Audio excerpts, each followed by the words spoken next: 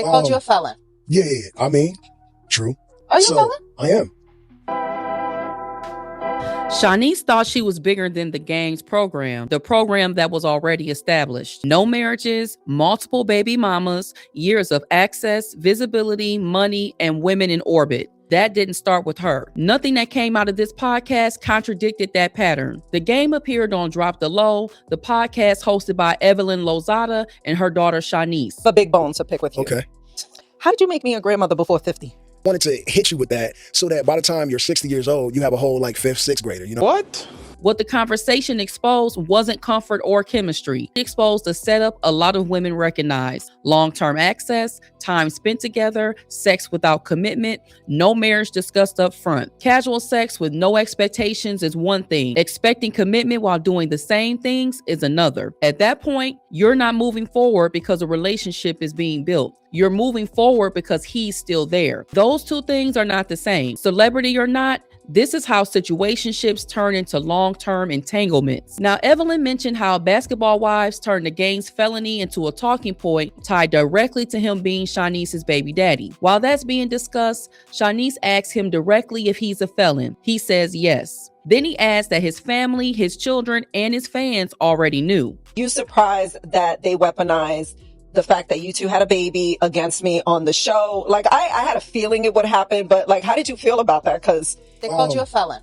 Yeah, I mean, true. Are you a felon? I am. Mama know I'm a felon. My kids know I'm a felon. My fans know I'm a felon. And that's just what it is. That moment wasn't about his past. It showed how shallow the vetting was. Because that's not minor information, and it wasn't hidden, it just wasn't prioritized. Because this wasn't new information. On Basketball Wives, after the fallout between Evelyn and Jennifer Williams, which stemmed from Evelyn repeatedly bringing up Jennifer's husband being the felon, and Jennifer clapping back by mentioning that Shanice's baby daddy, the game, was also a felon. You like to bring up that Christian is a felon a lot, and your daughter has a child by a felon as well. You seem to throw that up a lot, and it's for what? Talked about my daughter, and you done brought my daughter, but you don't got kids. You don't got kids. Yeah. Ooh, wait. Evelyn discussed the situation with Shaniece. At that time, Shaniece denied that the game was a felon. So Jackie brings up that Jennifer and her, like, we're having a conversation, and Jennifer tells Jackie, well, she's so worried about me, she needs to be worried about her daughter's baby's father. He's a felon. First of all, that's not true. So again, this isn't about deception. It's about moving forward without asking the right questions early while the stakes were still low. And then the pregnancy was unplanned. Evelyn didn't know who Shaniece was pregnant by at first. you know how to process the information. It happened very quickly. Yeah, like Shaw tells me she's pregnant. Obviously, we have a great private conversation. And obviously, she told me that you were the dad. I was like, oh, shit. We in trouble now. We in trouble now.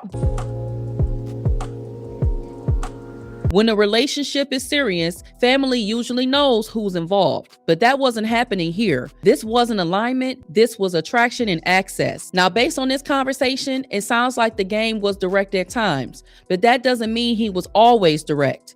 And it doesn't mean there weren't mixed signals. To be honest, she had a way that she thought things should be. I'm not fighting her on that. I think that her thoughts and her outlook on relationship and respect and loyalty, I'm used to doing things my way. I'm also an alpha male. I'm also a Sagittarius. I'm also a very hard person to deal with sometimes because I get bullheaded. Mm-hmm. And when I put my foot down, it's kind of like, it's my way or the highway, which is something I'm still working on. It's probably got real difficult for her in the beginning stages because she felt like, why are you so bullheaded? Yeah, and I'm so like calm and patient and trying to figure it out. And I don't think in the early stages that I gave her enough grace to live it how she saw it. We had a few months of like fire with fire, you know? Yeah.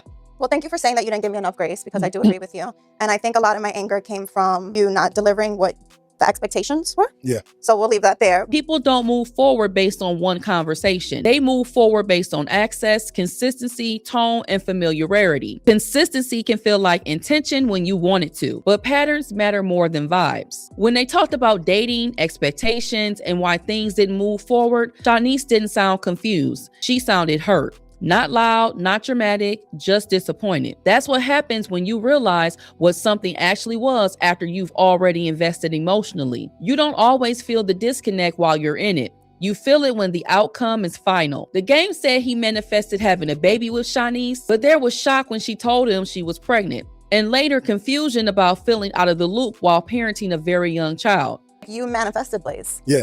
You were mentioning another child before I got pregnant. Yeah, true. You were talking about A Blaze, not him exactly. Yeah. But you were talking about A Blaze, so you agree with that? I do agree with that. Men see a baddie, we think like, I'm gonna get her pregnant.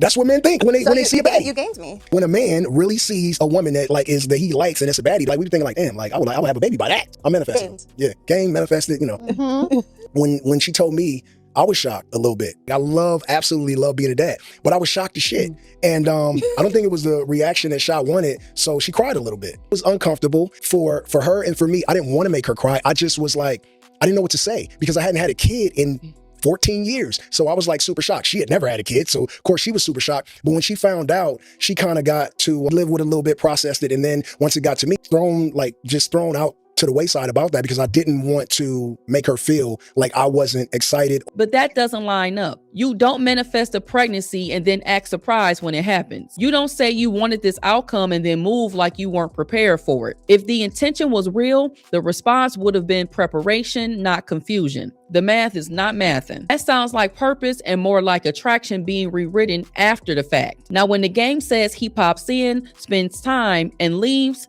that's a structure statement. In the early stages, when she was like, first told me she was pregnant, we talked about the world we were bringing him in and what it was going to look like and what it was going to take. Because he loved me, but he don't really fuck with me like that yet. But because he with Shop every single day, all day, and I drop in, pop in to make sure like at this point, he know exactly who his dad is, but he loved me the most when it's time, when he needs me to get him out the crib. I am the crib lifter upper, and for those 30 seconds, like, he loves me to death. But like that is, at this point right now, that's her child. But I know how parenthood works, and I know that it'll come to a stage where it's daddy, daddy, daddy, and so I'm just super amped about waiting for that. But like the joy that I see in the interactions between them two, it would literally make you cry. And then grandmama, but like over here, like side mama, like he absolutely adores you too. But again, man, you guys are great family members. Structure tells you what someone is building toward. And this structure was never pointing toward marriage. He called Evelyn the side baby mama. He referred to the child as that's her child, referencing Shaniece. That's not accidental language. That's positioning, present but anchored. Yes, he was in relationships with the mothers of his older children, but none of those relationships were long-term. None resulted in marriage. One led to an engagement with Tiffany Cambridge, his second baby mother, and someone Evelyn was associated with, and that still didn't end in marriage. That was information Shaniece had access to. The same way his history as a good father was used as a positive,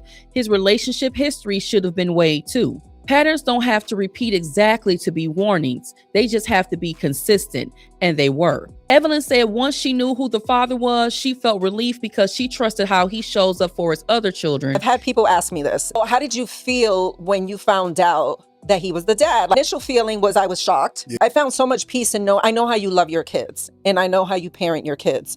And I said to myself, you know what? He's a great dad. I found a lot of comfort in that. That explains her response around parenting. It does not predict marriage intent. Those are two different conversations. Yes, Shaniece is grown. She makes her own dating decisions. But if you are not teaching your daughter how to move toward marriage and she's having unprotected sex, you are teaching her how to become a baby mama, period. That lesson doesn't always come from what you say, it comes from what you model. Evelyn's dating history centered men with status, celebrities, athletes, visibility. Marriage was never the outcome.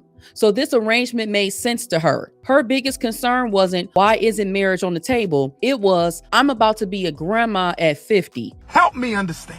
And that tells you a lot. When marriage isn't centered as the goal, motherhood becomes the milestone instead. That doesn't require bad intent.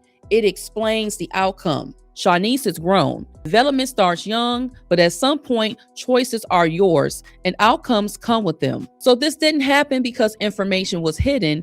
It happened because information was downplayed. When standards get negotiated, steps get skipped. And when the steps get skipped, outcomes stop being surprising. That's the reality. So now, at what point does access start getting mistaken for progress? How long can a situationship last before people stop pretending it's going somewhere? And when someone shows you a pattern, why do so many women still think they'll be the exception? If this video made you think, like the video, hit hype so it gets pushed out, drop your thoughts in the comments, subscribe, and share this with someone who needs to hear it. Thanks for watching, and I'll see y'all in the next one. Peace. Dating in this generation feels like painful. It is so painful. I am youthful, but some of my views are kind of traditional, like when I look at love and the home and the family and all of those things. I don't know. Yeah, I don't know what's going on. Yeah.